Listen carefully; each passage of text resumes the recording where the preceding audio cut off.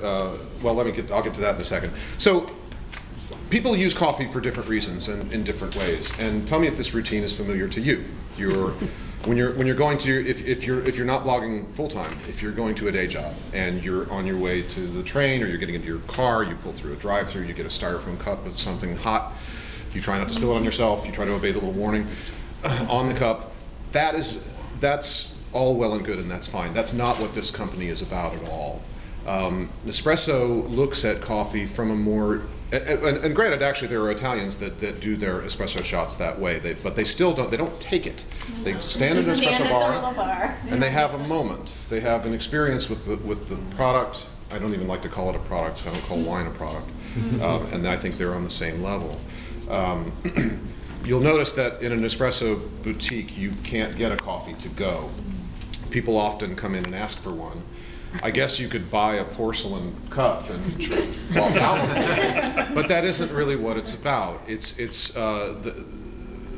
What's paramount to Nespresso is the quality of the coffee, and you'll hear Mark talk about it as long as you'll allow him to talk. That's true.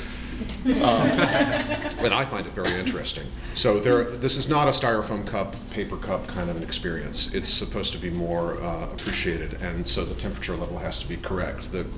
I mean, I don't like to drink wine out of a plastic cup. No, either. Absolutely not. So I appreciate that. My connection to Nespresso actually started before Nespresso ever called me. I was on a vacation in France. A friend of mine, and I've told this story to Leah, so apologies for repeating it. A friend of mine rented a villa in Provence and invited some friends to join them there and wouldn't even let us pay him, which was awesome. And it was beautiful, and it was in the fields. I don't know if you've ever been to southern France, but fields of lavender and beautiful chateaus, and it's an incredible place.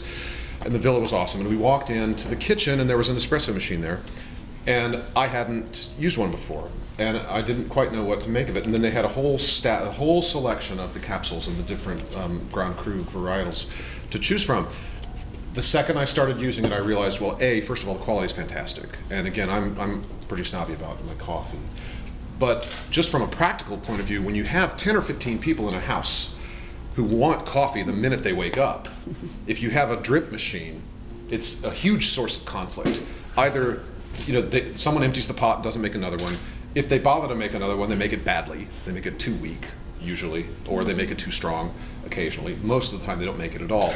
This was a system where not only did everybody get exactly what not only did everybody get the coffee right when they wanted it, but you have 16 different styles of coffee to choose from, and also seasonal specials that come out in different times of the year to choose from. So it's not just a choice between regular and decaf. It's a choice between, coffees from Arabica beans from East Africa or something from South America, or which is pretty impressive and can't possibly be cheap for Nespresso to maintain that kind of an inventory for you. It's really, really cool.